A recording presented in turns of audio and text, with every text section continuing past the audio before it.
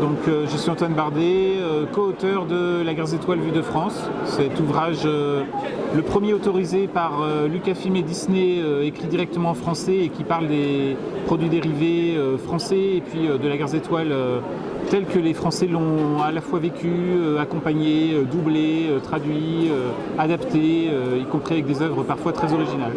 Voilà. Ouais.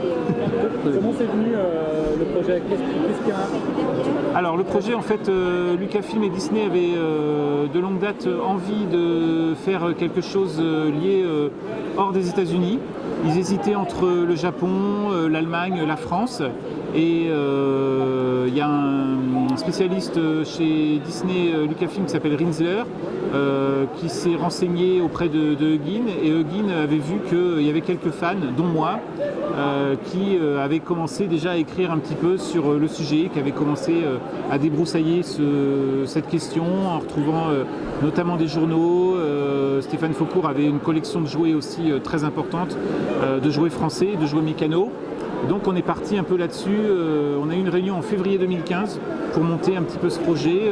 Voilà, on avait l'accord de Rinzler, qui est un Américain qui lit le français, qui comprend le français. Donc en plus on n'avait pas besoin de tout traduire. Donc on est parti un peu sur cette idée-là. Jérôme Ouibon, qui avait écrit Les guerres des étoiles, un livre aussi de Huggin, nous a rassemblé un petit peu par rapport à ce qu'on avait un peu fait. Et voilà, on s'est réunis en février. Il fallait rendre les écrits avant l'été 2015, ce qu'on a fait.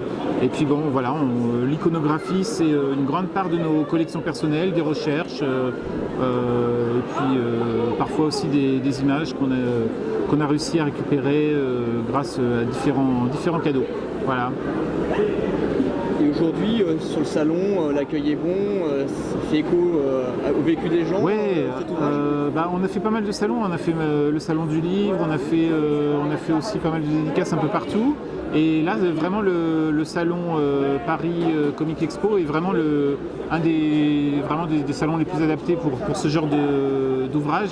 Parce que bon, voilà, ça coïncide aussi avec la sortie du Blu-ray du Réveil de la Force. Et puis bon, voilà, il y a une place de Star Wars assez importante. Donc oui, on touche aussi un public assez geek, assez nostalgique même, qui vient, ouais, ça marche bien. Un très bon accueil. Après, c'est vrai qu'on est un peu sur la queue de la comète, hein. Le livre a surtout bien cartonné au moment de la sortie du Réveil de la Force, et va certainement remarcher aussi au moment de Rogue One, à la fin de l'année. Et aujourd'hui, le lecteur de la saga Star Wars Vue de France, c'est un lecteur qui a en moyenne quel âge? C'est quel type de cible? Alors, c'est assez varié. On pensait que ce serait le même public, par exemple, que celui qui allait voir en masse le Réveil de la Force. Et là, Disney est en train de se rendre compte que le Réveil de la Force a touché vraiment un public plutôt jeune, enfin nouveau, qui n'allait pas voir des Star Wars habituellement. Ce qui ne sera pas forcément le cas avec Rogue One, qui est plus tourné public adulte. Voilà. Donc le bouquin intéresse quand même beaucoup les gens qui ont été bercés par tout cet univers-là, qui retrouvent, etc. Mais on a quand même aussi dédicacé, alors c'est pas forcément représentatif, hein, les dédicaces, mais on a dédicacé aussi à un public jeune qui s'est retrouvé un petit peu dans le côté bande dessinée, ou qui a aussi essayé de comprendre un petit peu ce que c'était le phénomène Star Wars, comment ça s'était présenté, quoi. Voilà. Parce que depuis 15-20 ans, il n'y a plus grand chose qui est produit pour le public typiquement français. Ouais.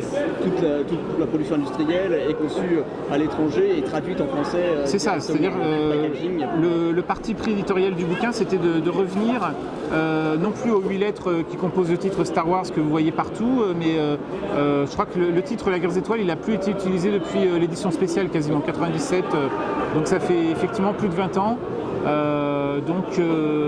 Bon, il y a des gens qui ont été contents de retrouver tout ça, puis d'apprendre aussi des choses, parce qu'on a réussi aussi à mettre dans le livre des anecdotes qu'on a retrouvées, hein, comme voilà, des erreurs de traduction, les noms, des choses que les gens ont un peu intériorisées et qui reviennent, quoi.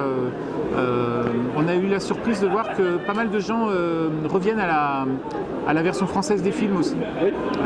Même le Réveil de la Force, hein, Il y a une anecdote assez marrante, c'est que 6PO, quand il se présente, il dit je m'appelle C3PO, jadis Z6PO. Donc le doubleur français a fait une allusion lui-même aux anciens films et aux erreurs de traduction qu'il pouvait y avoir à l'époque. Voilà.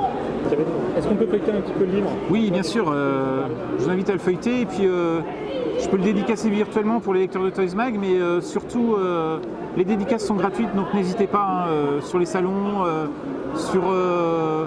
même à nous contacter, il n'y a pas de souci. Bon, on a parlé un petit peu de la prélogie, oui ça j'ai pas trop dit, mais c'est vrai que la prélogie, on lui a pas réservé un sort immense. Voilà, Benjamin Carré par exemple.